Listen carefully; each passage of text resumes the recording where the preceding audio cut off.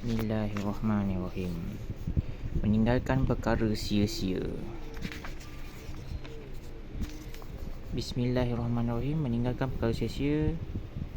Allah SWT berfirman, dan katakanlah wahai Muhammad kepada hamba-hambaku yang beriman, supaya mereka berkata dengan kata-kata yang terbaik kepada orang yang menentang kebenaran.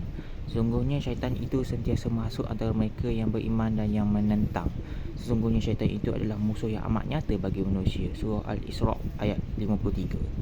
Allah SWT berfirman, dan mereka menjauhkan diri daripada segala perkara yang sia-sia. Surah Al-Mu'minun ayat 3. Pada suatu kali orang-orang munafik telah menaburkan fitnah terhadap Sayyidatina Aisyah radhiyallahu anha.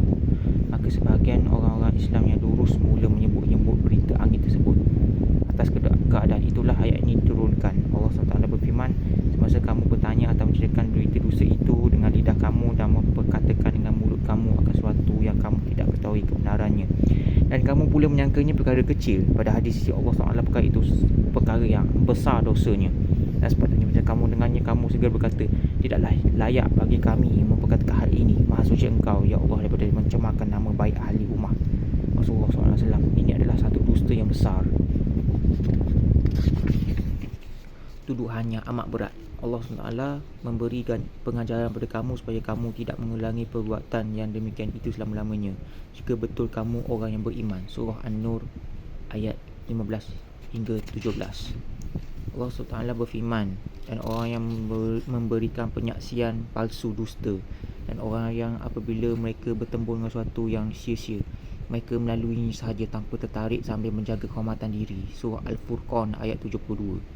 Allah SWT berfirman, dan apabila mereka mendengar perbualan yang sia-sia, mereka berpaling daripadanya. Surah Al-Qasas ayat 55. Allah SWT berfirman, wahai orang yang beriman, jika datang seseorang kepada kamu membawa sesuatu berita, maka selidikilah untuk menentukan kebenarannya, supaya kamu tidak menimpakan sesuatu kaum dengan perkara yang tidak diingini kerana kejahilan kamu mengenainya, sehingga menyebabkan kamu menyesali apa-apa yang telah kamu lakukan. Surah Al-Hujurat ayat 6. Allah SWT berfirman, tidak ada sebarang perkataan yang dilafazkannya atau perbuatan yang dilakukannya melainkan ada di sisinya malaikat yang sentiasa sedia mencatatnya. Surah Al-Qaf ayat 18. Di hadis Nabi, Sayyidina Abu Hurairah radhiyallahu anhu berkata, Rasulullah SAW bersabda, antara kecantikan dan keelokan Islam seorang ialah meninggalkan perkara yang sia-sia. Hadis riwayat Tirmizi. Keterangan maksud hadis di atas ialah tidak memperkatakan perkara-perkara yang tidak perlu dan mengelakkan diri daripada perkara yang sia-sia ialah tanda kesempurnaan iman dan juga perhiasan serta kecantikan Islam pada seseorang. Sayyidina Sahal bin Sa'ad radhiyallahu anhu meriwayatkan bahawa Rasulullah SAW bersabda, sesiapa yang boleh memberi jaminan kepadaku terhadap anggota-anggota yang berada di antara kedua-dua tulang rahang dan di antara kedua peha, bahawa dia tidak akan salah menggunakan lidah dan kemaluannya, maka aku menjamin syurga untuknya. Sayyidina Haris bin Hisham radhiyallahu anhu meriwayatkan bahawa beliau berkata kepada Rasulullah SAW, beritahulah kepada saya suatu amalan yang boleh saya berpegang teguh dengannya. Lalu Rasulullah SAW pun bersabda sambil menunjukkan ke arah lidah, peliharalah ini. Sayyidina Abu Juhaifah radhiyallahu anhu berkata, Rasulullah SAW bersabda, apakah amalan yang paling disukai oleh Allah SWT? Semua mereka diam, tiada seorang pun yang menjawab. Lalu Nabi SAW bersabda, amalan yang paling disukai ialah menjaga lidah. Sayyidina Anas bin Malik berkata, Rasulullah SAW bersabda, seorang hamba tidak akan dapat mencapai hakikat iman sehingga dia memelihara lidahnya.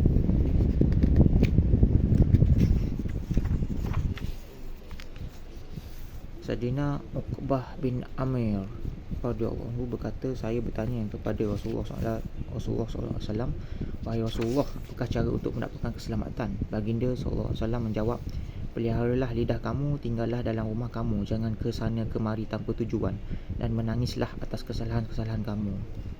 Maksud memelihara lidah ialah tidak menyalahgunakan lidah seperti mengumpat, menghasut, bercakap sia-sia, bercakap tanpa keperluan, bercakap apa-apa sahaja tanpa berhati-hati, bercakap perkara yang lucah, bergaduh, mencarut, melaknat manusia atau binatang, sentiasa bersyair, menyanyi, bergurau senda, memecahkan rahsia, berjanji dengan dusta, bersumpah palsu, menjadi talam dua muka, memuji seorang tanpa sebab, bertanya perkara yang tidak perlu. Melihara lidah ni banyak maksud ni. Allah Akbar, astagfirullahalazim. Sayyidina Abu Hurairah radhiyallahu anhu berkata, Rasulullah SAW bersabda, siapa yang dipelihara oleh Allah SWT daripada kejahatan anggota yang ada di antara kedua-dua tulang rahang dan kejahatan anggota yang ada di antara dua peha, yakni lidah dan kemaluan, maka dia akan memasuki syurga. Sayyidina Abu Sa'id Khudri radhiyallahu anhu berkata bahawa seorang lelaki telah datang kepada Nabi SAW lalu kata, wahai Rasulullah, nasihatkanlah saya. Baginda SAW telah memberi beberapa nasihat kepada beliau. Maksudlah, peliharalah lidah kamu daripada segala perkara kecuali kebaikan, dan itu kamu akan dapat mengatasi tipu daya syaitan. Sayyidina Abu Sa'id Khudri radhiyallahu anhu meriwayatkan bahawa Rasulullah SAW bersabda, bila seorang anak Adam bangun pagi, maka seluruh anggota badannya akan berbicara kepada lidah dengan penuh rendah diri, hendaklah kamu takut kepada Allah SWT dalam urusan kami ini, kerana semua hal kami ada hubungan dengan kamu. Sekiranya kamu betul, maka kami pun akan betul, dan sekiranya kamu terpesong, maka kami juga akan terpesong sama, dan kami pun terpaksa menanggung akibatnya. Sayyidina Abu Hurairah radhiyallahu berkata, Rasulullah SAW telah ditanya tentang amalan apakah yang paling banyak menyebabkan manusia masuk ke dalam syurga. Baginda SAW menjawab, sifat takwa kepada Allah SWT dan akhlak yang mulia. Dan ditanya lagi tentang amalan apakah yang paling banyak menyebabkan manusia masuk neraka. Baginda SAW menjawab, salah menggunakan mulut dan kemaluan. Sayyidina Bara' bin Azib radhiyallahu anhu kata, seorang badui kampung telah datang kepada baginda SAW lalu berkata, wahai Rasulullah, ajarkanlah saya amalan yang boleh menyebabkan saya masuk dalam syurga. Maka Rasulullah SAW telah memerintahkannya beberapa perkara seperti merdeka hamba, melepaskan beban hutang seorang yang berhutang, pinjamkan binatang ternakan kepada orang lain supaya dia boleh mengambil susu, serta beberapa amalan lain. Kemudian Nabi baginda SAW bersabda, sekiranya kamu tidak mampu melakukan amal-amalan itu, maka kawallah lidah kamu daripada berkata-kata kecuali perkara yang baik. Sayyidina Aswad bin Asram radhiyallahu anhu berkata kepada Rasulullah SAW, wahai Rasulullah, nasihatkanlah saya. Lalu Rasulullah SAW bersabda, jagalah tangan kamu, jangan kamu menyusahkan siapa dengan tangan kamu itu. Saya berkata, apa lagi yang boleh saya jaga sekiranya saya tidak dapat menjaga tangan saya sendiri? Yakni saya memang mampu menjaga tangan saya. Baginda SAW menjawab, jagalah lidah kamu. Saya bertanya, kata lagi, apa lagi yang boleh saya jaga jika saya tak boleh menjaga lidah saya sendiri? Baginda SAW menjawab, kalau begitu kamu gunakan tangan kamu hanya ke arah kebaikan dan berkatakanlah hanya perkataan yang baik. Hadrat Aslam menyebutkan bahawa sesungguhnya Sayyidina Umar bin Khattab radhiyallahu anhu ternampak Sayyidina Abu Bakar radhiyallahu anhu sedang menarik lidahnya. Lalu Sayyidina Umar bertanya, wahai Khalifah Rasulullah SAW, apakah yang sedang tuan lakukan? Beliau menjawab, sesungguhnya lidah inilah yang membawa aku ke tempat-tempat yang mendesakan. Sebenarnya Rasulullah SAW sabda, semua anggota badan manusia mengadu tentang ketajaman kata-kata lidah. Semua anggota badan manusia mengadu. Sayyidina Huzaifah radhiyallahu anhu berkata, saya adalah seorang yang tajam lidahnya terhadap ahli keluarga saya, yakni saya selalu mencaci mereka. Lalu saya bertanya kepada Nabi SAW, wahai Rasulullah, saya takut lidah saya akan menyebabkan saya masuk neraka. Antara itu baginda SAW sabda, habis ke mana perginya istighfar? Yakni kenapa kamu tidak beristighfar yang akan menyebabkan lidah kamu diislahkan. Saya sendiri beristighfar sebanyak 100 kali setiap hari. Sayyidina Adi bin Khatim mengatakan bahawa Rasulullah SAW sabda, tuah dan celaka seorang berada di antara kedua-dua rahangnya, yakni penggunaan lidah yang betul ialah punca tuah, dan penggunaan lidah yang salah ialah punca kecelakaan.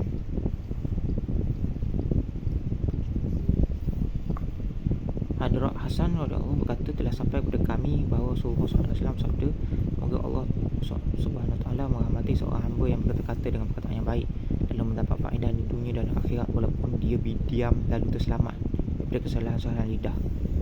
Sayyidina Abdullah bin Amir radhiyallahu berkata bahawa Rasulullah SAW sabda, siapa yang diam nescaya dia akan selamat. Maksudnya ialah siapa yang sahaja yang menahan lidahnya daripada perkara yang buruk dan sia-sia, maka dia telah mendapat keselamatan daripada musibah, bencana dan kerugian-kerugian dunia dan akhirat. Ini adalah kerana apa-apa bencana yang menimpa manusia biasanya berpunca pada lidah.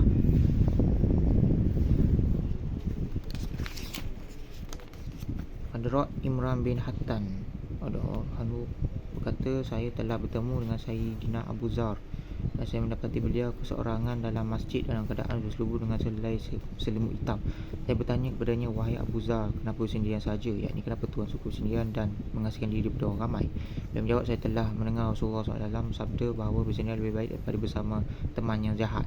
Sementara bersama teman yang baik lebih baik daripada sendirian. Dan beritahu siapa sahaja tentang apa-apa perkara yang baik adalah lebih baik daripada diam, dan diam adalah lebih baik daripada memberitahu perkara yang buruk. Sayyidina Abu Zar berkata, saya telah dijumpa Rasulullah SAW lalu. Saya berkata, wahai Rasulullah, nasihatkanlah saya. Baginda SAW sabda dalam kebanyakan masa, hendaklah kamu diam diri, jangan berkata-kata tanpa keperluan. Perkara ini akan menjauhkan syaitan dan akan membantu menguatkan kamu dalam usaha-usaha agama. Dan berkata lagi, tambahlah lagi untuk saya. Baginda SAW sabda, elakkanlah diri daripada banyak ketawa, kerana banyak ketawa akan mematikan hati dan menghilangkan nur di wajah. Sayyidina Anas mengatakan bahawa Rasulullah SAW telah bertemu Sayyidina Abu Zar. Baginda SAW sabda, wahai Abu Zar, tidaklah patut saya memberitahu kamu dua perkara yang mudah untuk diamalkan, sedangkan dua-duanya berat dan dalam timbangan dibandingkan dengan amal-amal yang lain. Maka Sayyidina Abu Zar menjawab, bahkan wahai Rasulullah. Baginda SAW sabda, wah, hendaklah kamu membiasakan diri dengan akhlak yang baik dan banyak berdiam diri.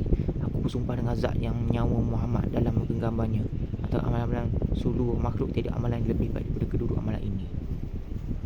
Sayyidina Muaz bin Jabal mengatakan bahawa beliau berkata, wahai Rasulullah, adakah apa-apa sahaja yang kita cakapkan dan akan ditulis dalam buku catatan amalan kita, dan kita akan dibalas atas segalanya itu? Baginda SAW menjawab, semoga ibumu menangis untukmu. Fahamilah betul-betul perkara yang akan mengumpan seorang ke dalam neraka dalam keadaan terlangkup ialah ucapan-ucapan lidah yang buruk. Engkau akan terus selamat daripada musibah-musibah lidah, lagi engkau diam, dan apabila kamu berkata-kata maka pasti kamu akan mendapat ganjaran ataupun dosa. Mengikut kebiasaan orang Arab, kata-kata semoga ibu menangis untukmu ialah kata-kata tanda sayang, bukan doa keburukan. Sayyidina Abdullah kata, saya mendengar Rasulullah SAW sabda, kebanyakan dosa seorang manusia ialah berpunca daripada lidah.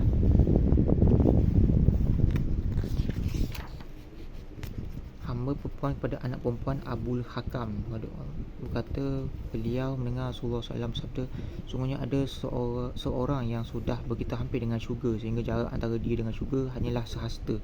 Lalu dia mengucapkan suatu perkataan yang kerana perkataan itu dia menjadi jauh daripada syurga, lebih daripada jauhnya Sana'a, satu bandar di Yaman dari Madinah. Sayyidina Bilal bin Haris Muzani berkata, saya mendengar Rasulullah SAW sabda, sungguhnya seorang kamu berkata dengan suatu perkataan yang diridai oleh Allah SWT, yang dia tidak menduga kepentingannya sedemikian rupa. Lalu kerana perkataan tersebut Allah SWT membuat putusan meridai orang itu sehingga ke hari kiamat. Dan sungguhnya seorang kamu berkata dengan suatu perkataan yang diberi oleh Allah SWT yang dia tidak menduga bukannya demikian rupa. Lalu kerana perkataan itu Allah SWT membuat putusan permukaannya ke atas orang itu sehingga hari kiamat. Sayyidina Abu Sa'id Khudri mengatakan bahawa Rasulullah SAW sabda, semata-mata untuk menyebabkan orang ketawa, seorang itu menunjukkan suatu perkataan yang dia rasa tidak ada apa-apa, tetapi kerana perkataan itulah dia akan masuk neraka yang dalamnya lebih baik daripada jarak antara bumi dan langit. Sayyidina Abu Hurairah radhiyallahu mengatakan bahawa Nabi SAW sabda, sungguhnya seorang hamba itu berkata-kata dengan perkataan yang diridai oleh Allah SWT yang dia anggap tidak penting, namun Allah SWT akan mengangkatkan beberapa darjat dengan sebab perkataannya itu. Dan sungguhnya seorang hamba berkata-kata dengan perkataan yang diridai Allah SWT yang dia anggap tidak penting, namun perkataan itu dia jatuh ke dalam neraka. Sayyidina Abu Hurairah radhiyallahu anhu mengatakan bahawa Rasulullah SAW sabda, sesungguhnya seorang hamba berkata-kata tanpa berfikir terlebih dahulu, tetapi kerana perkataan itu dia jatuh ke dalam neraka lebih dalam daripada jarak antara timur dan barat. Sayyidina Abu Hurairah radhiyallahu mengatakan bahawa Rasulullah SAW sabda, sungguhnya seorang hamba berkata-kata dengan suatu perkataan yang dia rasa tidak menjadi apa-apa kesalahan, namun kerana perkataan itu dia akan jatuh ke dalam neraka sejauh jarak berjalan 70 tahun. Sayyidina Amir bin As berkata, beliau mendengar Rasulullah SAW sabda, aku telah diperintahkan bercakap dengan ringkas, kerana bercakap dengan ringkas itulah yang lebih baik. Sayyidina Abu Hurairah radhiyallahu anhu berkata bahawa Rasulullah SAW sabda, siapa yang beriman dengan Allah SWT dan hari akhirat adalah dia berkata perkara yang baik ataupun dia diam. Sayyidatina Ummu Habibah radhiyallahu anha, isteri Nabi SAW, menunjukkan bahawa baginda SAW sabda, kata-kata anak Adam tidak memberi manfaat, sebaliknya menjadi beban ke atasnya kecuali amr bil ma'ruf, nahi anil munkar dan zikrullah. Sayyidina Abdullah bin Umar radhiyallahu berkata, Rasulullah SAW sabda, janganlah kamu banyak berkata-kata selain daripada zikrullah, kerana banyak berkata-kata selain daripada zikrullah menyebabkan hati menjadi keras, sedangkan orang yang paling jauh daripada Allah SWT ialah orang yang mempunyai hati yang keras. Sayyidina Mughirah bin Syu'bah Allah berkata, saya mendengar Nabi SAW sabda, sebenarnya Allah SWT tidak menyukai 3 perkara. 1, bercakap yang tidak berfaedah tanpa asas. 2, menyisi harta. 3, banyak bertanya. Banyak bertanya, bersisi juga. Tanya tidak penting Sayyidina Ammar radhiyallahu berkata, Rasulullah SAW sabda, siapa yang ada 2 muka, yang bersifat talang 2 muka, yang bercakap berbeza dengan orang yang berlainan, maka pada hari kiamat dalam mulut akan ada 2 lidah daripada api neraka.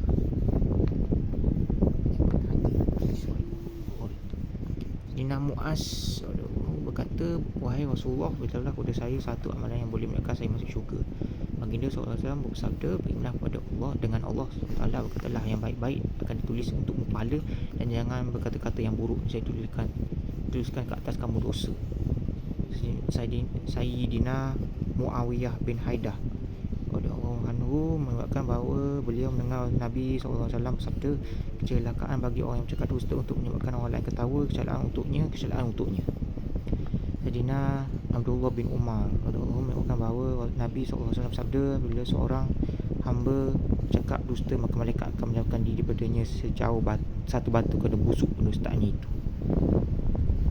Sayyidina Sufyan bin Asid Hadrami kata, saya mendengar Rasulullah SAW sabda, satu pengkhianatan yang besar, kamu memberitahu suatu perkara kepada saudara kamu sedangkan dia meyakini perkara itu benar dan kamu pula berdusta kepadanya.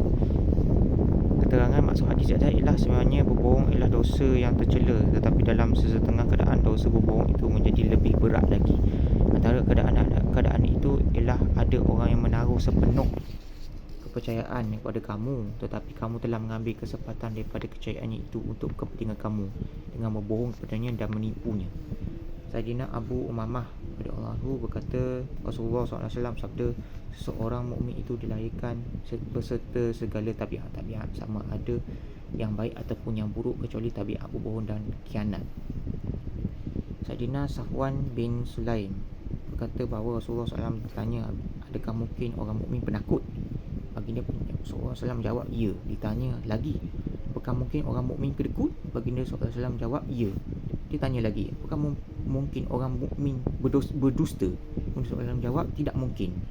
Tidak mungkin. Sayyidina Anas bin Malik radhiyallahu mengatakan bahawa Nabi SAW sabda, bila jaminan kepadaku terhadap 6 perkara, maka aku akan jaminkan untuk kamu syurga. Para sahabat berkata, apakah 6 perkara itu ya Rasulullah? Baginda SAW jawab, apabila sesiapa daripada kamu bercakap, janganlah dia berdusta. Apabila dia berjanji, janganlah dia mungkiri. Apabila dia diamanahkan, janganlah dia khianat. Hendaklah kamu merendahkan pandangan kamu supaya tidak melihat perkara yang dilarang. Kawalah tangan-tangan kamu daripada memukul perbuatan yang lain tanpa hak, dan peliharalah kemaluan kamu di perkara yang dilarang. 6 perkara. Sayyidina Abdullah berkata, Rasulullah SAW sabda, semuanya bercakap benar itu membawa kepada amalan baik membawa kepada syurga. Sungguhnya seorang itu berurusan bercakap benar sehingga dia ditulis di sisi Allah SWT sebagai seorang siddiq, yakni yang sangat benar. Sungguhnya dusta itu membawa kepada amalan-amalan buruk, dan amalan-amalan buruk itu membawa ke neraka. Sungguhnya seorang itu berurusan berdusta sehingga ditulis di sisi Allah SWT sebagai kazab, yakni pendusta besar. Sayyidina Hafiz bin Asim radhiyallahu berkata, Rasulullah SAW sabda, memadai untuk seorang itu menjadi pendusta dengan dia memberitahu kepada orang lain apa-apa sahaja yang dia dengar tanpa dipastikan kebenarannya. Hadis riwayat Muslim. Maksudnya ialah memberitahu kepada orang lain khabar angin yang didengari tanpa memastikan kebenarannya terlebih dahulu, ialah satu bentuk pembohongan yang dengan sebab itu orang ramai akan hilang kepercayaan terhadap orang yang sedemikian. Ini banyak kat TikTok ni kan. TikTok Sementara ada orang lain kapal angin yang dia tak apa menyaksikan perang itu lebih dahulu ialah satu bentuk kebohongan. Yang dengan sebab itu orang ramai akan hilang percayaan terhadap orang yang demikian.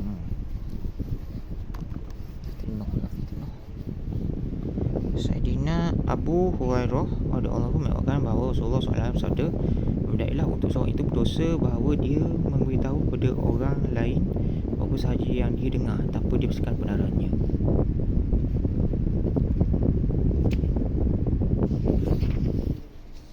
Saidina Abdul Rahman bin Abu Bakrah radhiyallahu berkata bahawa seorang lelaki telah memuji seorang lelaki yang lain yang ada di sisi Nabi SAW. Lalu baginda SAW bersabda, "Sungguh menjadikan kamu telah mematahkan tengkuk saudara kamu."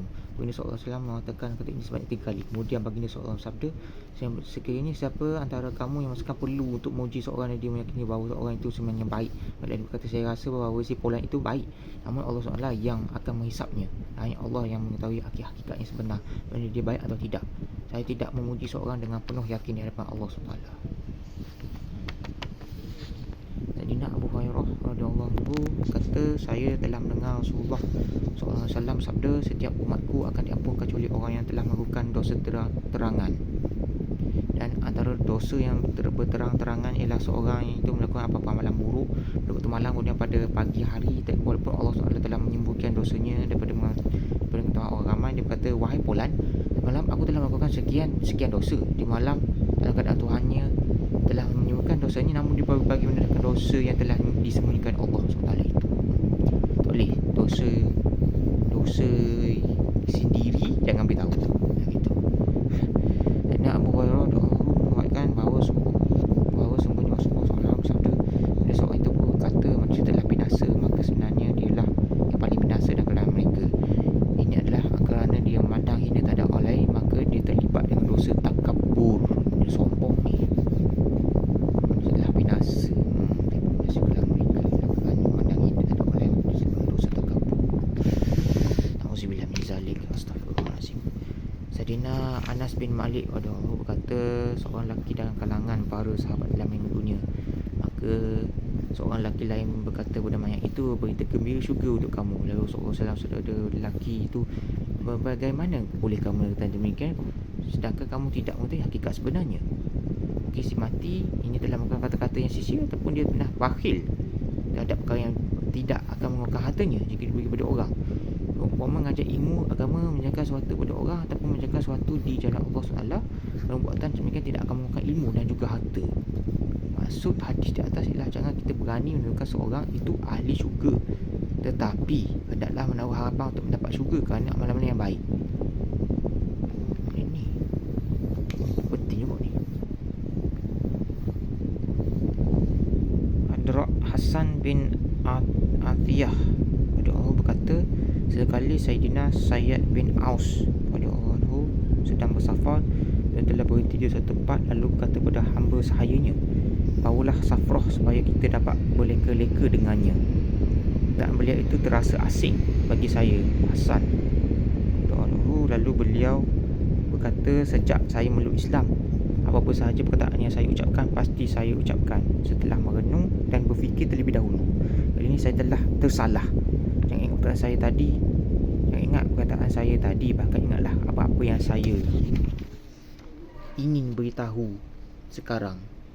Saya telah mendengar Rasulullah SAW sabda, apabila orang ramai mula mengumpul emas dan perak, maka kamu hendaklah mengumpulkan khazanah kalimah-kalimah ini, yakni ucapkanlah kalimah ini banyak-banyak. Terjemahannya, ya Allah, aku memohon daripada-Mu keteguhan dalam segala urusan dan ketetapan di atas hidayat serta petunjuk. Aku meminta taufik daripada-Mu untuk bersyukur di atas nikmat-Mu, dan aku memohon taufik daripada-Mu supaya aku dapat melakukan ibadat kepada-Mu dengan sebaik-baiknya. Aku juga meminta daripada-Mu hati yang sejahtera lagi suci daripada kufur dan syirik. Dan aku mohon dengan lidah yang benar, aku mohon daripada-Mu segala kebaikan yang Engkau tahu, dan aku berlindung denganmu daripada segala keburukan yang Engkau tahu, dan aku memohon keampunan-Mu daripada segala dosaku yang Engkau tahu. Sesungguhnya Engkau lah yang maha mengetahui akan segala perkara gaib. Sallallahu alaihi wasallam Muhammad wa ala alihi washabihi. Sallallahu alaihi wasallam Muhammad wa ala alihi wasallam. Walhamdulillahirabbil alamin.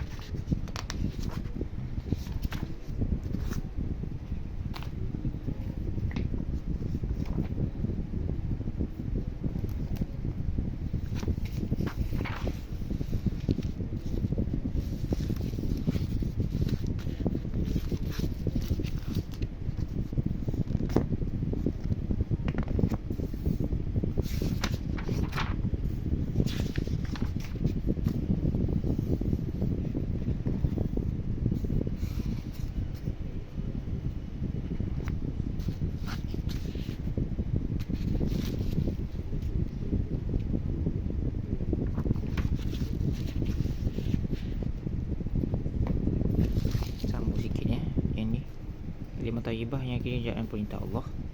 Sayyidina Samurah bin Jundub pada Allah berkata, adalah kebiasaan Rasulullah SAW bertanya kepada para sahabat SAW, adakah siapa antara kamu yang bermimpi? Maka seorang akan menceritakan mimpinya kepada Rasulullah SAW, dan baginda SAW mentafsirkannya. Pada suatu pagi Rasulullah SAW bersabda, "Namun aku bermimpi terdatangi dua orang malaikat. Mereka bangunku dan berkata, mari." Aku pun berpergian bersama mereka. Kami telah melalui perhampiran seorang lelaki yang sedang berbaring. Ada seorang lagi berdiri di sisinya memegang seketul batu besar. Dia mengumban batu itu ke kepala orang yang berbaring, kepalanya pecah dan batu bergolek jatuh jauh. Lalu dia pergi mengambil batu itu kembali. Kemudian dia kembali pada yang pecah tadi, telah bercantum seperti sedia kala. Kemudian diulang perbuatan seperti kali yang pertama. Subhanallah, apakah ini? Mereka jawab, terus berjalan. Teruskan perjalanan kami pergi pada seorang lelaki yang sedang bertelentang, dan seorang lagi berdiri di sini sambil memegang pencakut besi. Dia sebagai sebelah mukanya lalu merobek pipinya, begitu juga hidung dan mata hingga ke tekuk, dan beralih ke sebelah bahagian lagi lalu melakukan perkara yang sama seperti pada bahagian pertama tadi. Walaupun dia selesai pada bahagian kedua, bahagian yang pertama telah pulih seperti sekali, maka dia pergi kembali dan melongi kesalahan tersebut. Aku daripada para malaikat itu, subhanallah, siapakah mereka berdua? Menjawab, terus berjalan. Kami teruskan perjalanan sehingga kami sampai pada suatu seperti dapur pembakar roti. Dari dalamnya dengan bunyi bising. Aku menjengah ke dalamnya, maka di dalamnya dapat lelaki dan wanita dalam keadaan berbogel. Keluar api dari bawah mereka. Apabila api menjulang menyambar, mereka menjerit-jerit. Aku berkata kepada para malaikat itu, siapakah mereka? Mereka jawab, terus berjalan. Teruskan perjalanan hingga kami sampai pada sebatang sungai yang berwarna merah seperti darah, dan di dalamnya dapat seorang lelaki sedang berenang, dan di tepi sungai pula ada seorang lelaki lain telah menghimpun banyak batu di sisinya. Bila lelaki berenang tadi pergi bertepin dan datang pada orang yang mengumpul banyak batu, maka dia akan buka mulutnya, lalu lelaki tepi itu akan melempar batu dalam mulutnya yang menyebabkan dia terumban kembali ke tengah sungai. Kemudian dia akan kembali berenang ke tebing. Setiap kali menghampiri tebing, lelaki itu akan menghumbankan batu ke dalam mulutnya. Aku berkata kepada malaikat itu, siapakah mereka? Menjawab, terus berjalan. Kami teruskan perjalanan hingga kami sampai kepada seorang lelaki yang sangat hodoh rupanya, seperti orang yang paling hodoh pernah kamu lihat. Tepinya ada api yang dia sedang nyalakan dan dia berjalan mengelilinginya. Aku berkata kepada malaikat itu, apakah ini? Mereka menjawab, terus berjalan. Kami teruskan perjalanan hingga kami sampai pada satu taman yang segar hijau. Di dalamnya terdapat segala jenis bunga-bunga yang bunga-bunga pada musim bunga. Di hadapan taman itu ada seorang lelaki yang sangat tinggi, yang hampir-hampir aku tak nampak kepalanya yang tinggi menjulang ke langit. Sekeliling langit itu, lelaki itu ramai kanak-kanak kecil. Aku tidak pernah melihat mereka semua itu. Aku berkata kepada para malaikat, siapakah mereka? Siapakah mereka? Mereka menjawab, terus berjalan. Teruskan berjalan hingga kami sampai ke satu taman yang sangat besar yang tidak pernah aku lihat. Satu taman yang lebih besar dan lebih cantik badannya. Mereka berdua berkata padaku, naik. Aku pun naik. Kami naik sehingga kami sampai ke satu bandar yang dibina dengan berselang seli, seketul bata daripada emas dan seketul bata daripada perak. Kami sampai di pintu bandar, lantas kami meminta supaya pintu dibuka. Maka pintu dibuka untuk kami dan kami pun masuk. Kami bertemu lelaki-lelaki yang separuh tubuh mereka secantik-cantik orang yang pernah kamu lihat, dan separuh tubuh mereka lagi seperti sehodoh-hodoh orang yang kamu lihat. Kedua malaikat itu berkata mereka, pergi dan terjunlah ke dalam sungai itu. Nabi SAW bersabda, aku lihat ada sebatang sungai yang lebar sedang mengalir, yang airnya seperti susu. Mereka pun pergi dan terjun ke dalamnya. Kemudian mereka kembali kepada kami. Sungguhnya rupa buruk mereka telah hilang dan mereka telah berubah menjadi secantik-cantik rupa. Para malaikat itu berkata padaku, ini ialah syurga Aden, dan ini adalah kediaman kamu. Mata aku memandang ke atas. Aku melihat sebuah maligai seperti awan yang berwarna putih. Mereka berkata, ini adalah kediaman kamu. Aku berkata kepada mereka berdua, semoga Allah SWT memberkati kamu berdua. Mereka, aku ingin masukinya. Mereka jawab, sekarang belum tiba masanya dan kelak kamu masukinya. Aku berkata kepada mereka berdua, sejak semalam aku melihat perkara yang baik pelik. Perkara yang aku lihat itu. Mereka berkata, sekarang sebenarnya kami telah memberitahu kamu. Adapun lelaki pertama yang dipecahkan kepalanya, dia adalah seorang lelaki yang belajar Al-Quran dan meninggalkannya. Dia tidak membacanya, tidak beramal dengannya, dan dia tidur tanpa menunaikan solat fardu. Adapun orang yang dirobekkan pipi, hidung dan matanya, dia adalah seorang lelaki yang keluar sejak awal pagi lagi dari rumahnya bercakap bohong, dan pembohongannya tersebar ke seluruh pelosok dunia. Adapun lelaki-lelaki dan wanita yang bogel berada di dalam dapur tempayan pembakar roti ialah penzina-penzina lelaki dan wanita. Adapun lelaki yang sedang berenang di dalam sungai dan diumban dengan batu ke dalam mulutnya ialah orang yang makan riba. Na'udzubillah min zalik. Adapun lelaki yang hodoh rupa yang menyalakan api dan berjalan mengiringinya ialah Malik alaihi salam, penjaga neraka Jahannam. Adapun lelaki yang tinggi yang berada di taman itu ialah Nabi Ibrahim alaihi salam. Dan kanak-kanak di sekeliling itu ialah setiap kanak-kanak yang mati atas fitrah Islam. Sebagaimana orang Islam bertanya, wahai Rasulullah SAW, bagaimana dengan anak-anak yang orang musyrikin? Rasulullah SAW bersabda, orang musyrikin juga di sana. Adapun orang yang sebahagian badan mereka cantik, sebahagian lagi hodoh ialah kaum yang mencampurkan amalan baik dan amalan yang buruk. Allah SWT mengampunkan dosa mereka.